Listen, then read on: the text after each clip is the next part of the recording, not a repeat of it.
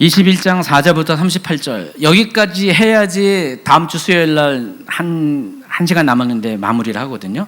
그래서 여기까지 하겠습니다.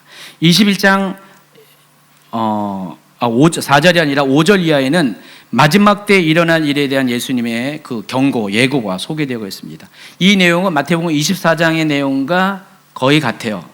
분량만 작을 뿐입니다. 21장 5절 어떤 사람들이 성전을 가리켜 그 아름다운 돌과 허물로 꾸민 것을 말하며 예수께서 이르시되, 마태복음 24장 1절에는 예수께서 성전에서 나와서 가실 때 제자들이 성전 건물들을 가리켜 보이려고 나왔다 그랬습니다. 자, 이 예수님께서 마지막 때 일어날 일에 대해서 말씀하시게 된 계기가 있어요. 발단이 된 게 뭐냐면은 사람들이 예수님이 이제 성전에 들어왔잖아요. 지금 들어온 지 얼마 안 됐잖아요. 딱 들어오니까 막 사람들이 예수님을 막 자랑하는 거예요. 예수님, 이 성전을 보세요. 뭐 너무 멋있잖아요. 너무 아름답지 않아요? 하면서 대단하지 않아요? 하면서 막 그런 거예요. 대단할 수밖에 없는 게 당시 예루살렘 성전이 정말 대단했어요. 무려 예루살렘 성전이 헤롯 대왕 시절부터 짓기 시작해가지고 AD 63년에 완공이 됐는데 80년 만에 완공됐습니다. 건축물이 80년 만에 완공되는데 완공된 지 7년 만에 다 무너졌지만 얼마나 큰 규모로 젖었나. 당시 예루살렘 시가지의 면적의 6분의 1 그게 다 성전 부지였습니다. 축구장 20배 규모. 굉장히 큰 겁니다. 여기서 오늘날의 그 예루살렘 시를 말하는 게 아니라 옛날 이때 지도를 보면 예루살렘 성이 울타리가 이렇게 돼 있죠. 땅콩 모양처럼 있죠. 거기에 6분의 1 면적이라는 것입니다. 42,000평 정도. 42,000평 정도. 우리 교회 땅이 지금 1,000평인데 이거의 42배 되는 어마어마한 크기의 성전 부지를 가지고 있습니다. 그리고 여기 성전의 기초석만 해도요, 길이가 14.5m, 높이가 3m, 두께가 5m, 흰 대리석으로 돌 하나의 무게가 400톤. 대단하게 정성을 들여서 이렇게 지은 건물입니다. 그리고 성전의 지붕, 기구를 포함해서 상당 부분이 금, 은을 사용했고요. 그래서 멀리 떨어져 보면은 반짝반짝 금 도금한 것 때문에 막 빛이 날 정도로 굉장히 화려한 성전이었다고 합니다. 그러니까 솔로몬 성전 저리 가라 할 정도로 이 헤롯 성전이 대단히 화려했습니다. 그래서 예루살렘에 사는 유대인들은요, 외부에서 손님이 왔다. 그럼 제일 먼저 보여주고 싶은 게 여기예요. 여러분도 가끔 가다가 뭐 외국에서 누가 왔다 그러면은 여러분이 아는데 가장 자랑스러운 장소 막 데려가잖아요. 여기 되게 좋은데요. 똑같아요. 지금 예루살렘에 외부인이 오면은 막 누구든지 그냥 성전에 데려가서 막 보여주고 막 안내하고 막 지금 제자들이 지금 그러하고 있다는 것입니다. 그 상황 가운데 예수님께서 뭐라고 하셨냐면 6절에 너희 보는 이것들이 나를 이르면 돌 하나도 돌 위에 남지 않고 다 무너뜨리리라 이렇게 말씀하십니다. 언젠가 이 성전이 무너지는 날이 오게 될 것인데 돌 위에 돌 하나도 남지 않고 다 무너져 내릴 것이다. 실제로요, 이스라엘 예루살렘 성전은 다 무너졌고 성벽 중에 서쪽 벽 하나 빼고는 다 무너졌습니다. 근데 실제로 돌 위에 돌 하나도 남지 않았어요. 여러분 여러분 통곡의 벽 가면은요, 제가 여기 안 붙였는데 통곡의 벽에 남아있는 그 옛날 그 돌을 보면은 높이가 한 1m 정도 된 것 같아요. 넓이가 한 2m, 깊이는 모르겠어요. 근데 그러한 돌들이 돌 위에 돌이 포개져 있는 상태가 아니라 모든 것이 다 무너뜨렸다는 것입니다. 그 이유가 있어요. 왜냐하면은 특히 성전 건물, 성전 본 건물 같은 경우는 거기에 금이 엄청 많았어요. 벽이 다 금으로 도금되어 있어요. 가지고 전투가 벌어지면서 로마 군인들이 불을 질렀습니다. 불을 질렀더니 금이 녹아내리기 시작합니다. 녹아내리기 시작해가지고 금이 열에 약하니까 쭉쭉 녹아내리면서 막 이게 밑으로 바닥으로 막 내려오기 시작했어요. 그러다 보니까 로마 군인들이 그 금을 긁어내기 위해서 돌들을 다 채우는 거예요. 돌들을 다 채우다 보니까 돌 위에 돌이 하나도 남지 않게 된 상태가 된 거예요.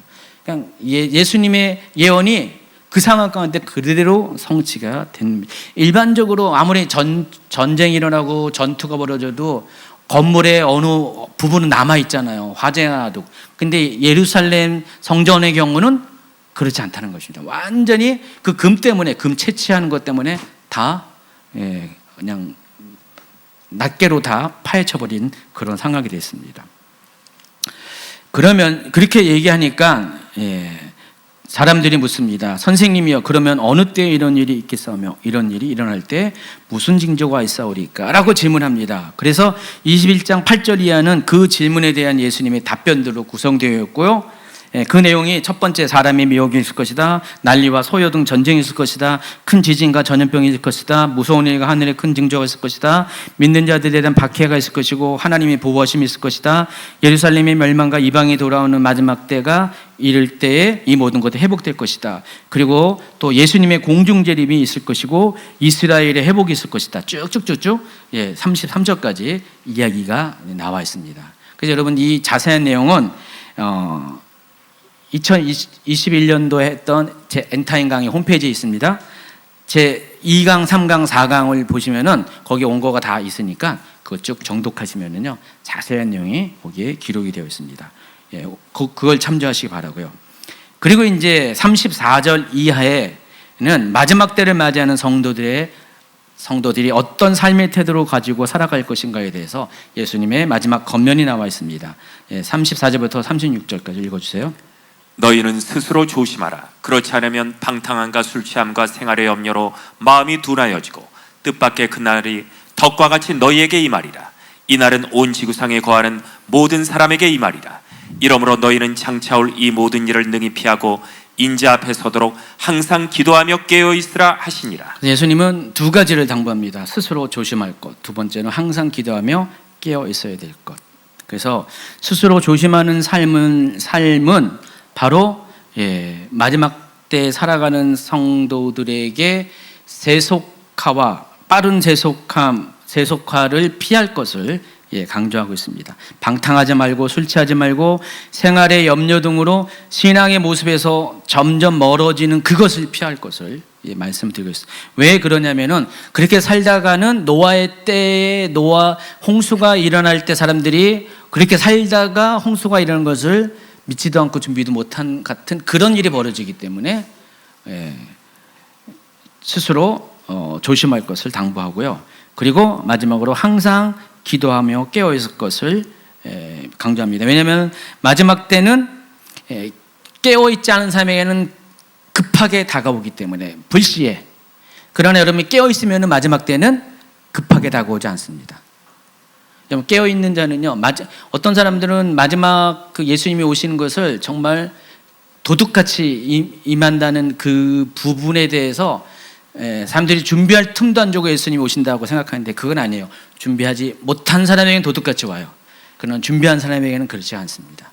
그래서 항상 기도하고 깨어있으면 예수님이 오실 것들을 우리가 미리미리 알게 돼 있어요. 그래서 이때쯤 오실 것인가에 대해서 여러분이 감을 잡을 수 있어요.